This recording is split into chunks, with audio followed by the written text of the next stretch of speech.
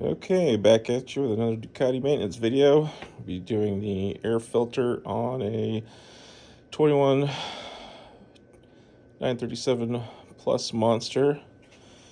First thing is we're going to take turn signal out, side trim, top trim, and then the tank. I've already done the other side. Basically ends up looking like this. So, yep. We're going to start with 2 or 3 bolts underneath here, depending on your turn signal style. And there's a few more bolts around. There's also one more hidden behind here, and a couple, or no, just one up in the front.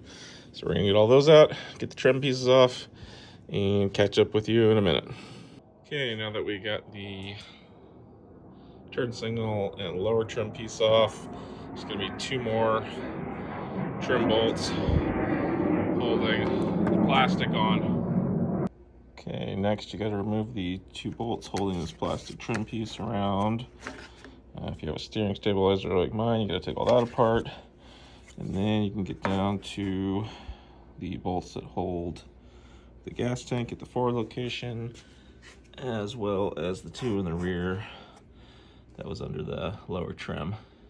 So we'll get all those out. And then next, I believe, we'll be disconnecting the fuel line and the harness for the fuel pump. Okay, tank is off. So you've got your main fuel line, which is just a squeeze and pop. Main connector, tab, pull out. You can get those out as you're lifting the back up. You also have a ground connector that just pops off. And then you have 2 more vent lines over here. Pretty much you had to lift it up, rock it over to get access. To get these goofy connectors off, you're gonna wanna get a pick of some sort that fits in there, and you get it in there and pop it over the latch. Focus, you fuck. Okay, so now that we got all that off, we now have access to our old top end where the air cleaner assembly is. So we've been getting all this taken out so we can get in there, change that guy out. All right, we'll be back in a minute. Okay, next we took off the 2 screws here that hold the ECU, I'm assuming, module in. And I was able to just kind of pull out, get it up out of the way. Next, we're going to be going after these 6 screws. There's one way back in there.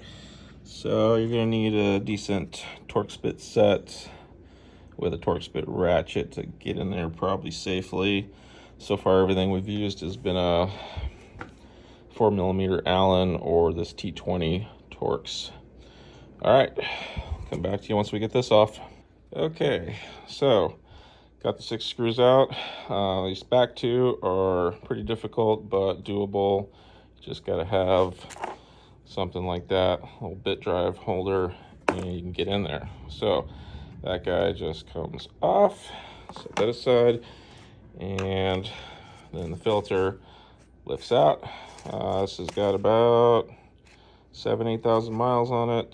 Definitely time to be changed. And next, what would normally be in there is this mesh screen that's plastic riveted on, but from all the forums, everybody says to take this out. That is a huge restrictor, and I tend to agree because you still have bracing in here for the filter element, plus it sits up on this lip, so your filter's not really going to get in there.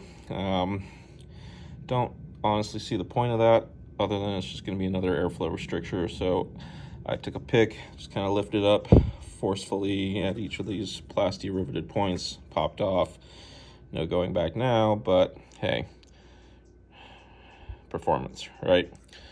All right, let me get the new filter out. We'll show you what that looks like, and then basically we're done and everything goes back in reverse. Okay, we got the MWR racing air filter installed. Here is the part number, if you're curious. Also went ahead and modified the top of my air cleaner to match as close as possible to their racing air filter lid kit. Get a little bit more flow in there. See if that helps. Yep, that's about it. Everything's going to be reverse of the removal, and we'll get you a sound clip once we get it fired back up and fired up.